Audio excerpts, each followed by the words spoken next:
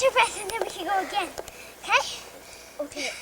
Quand on est enfant, on ne songe jamais à quel point on est chanceux d'être en bonne santé. Mon enfance fut remplie d'aventures. L'activité physique faisait partie de mon identité. Il ne m'est jamais venu à l'esprit que quelque chose pouvait m'empêcher jusqu'à cet été inoubliable. Maman!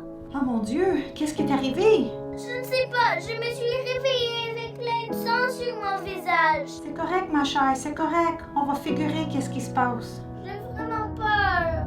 À l'âge de 12 ans, j'ai reçu un diagnostic de thrombopénie immunologique, ou TPI, un trouble sanguin rare et potentiellement grave qui touche un Canadien sur 8000, et je vis avec cette maladie depuis 16 ans.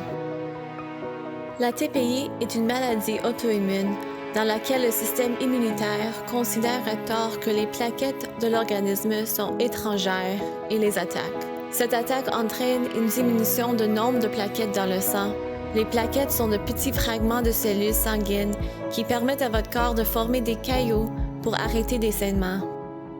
Pour une enfant comme moi, cela signifiait que je ne pouvais plus participer à des cours de gymnastique, pratiquer des sports de contact ou aller dans des parcs d'attractions avec mes amis, tout cela par crainte d'une éventuelle hémorragie interne.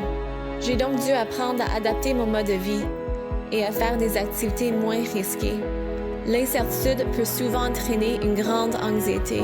J'ai donc appris à faire le suivi de ma numération plaquettaire.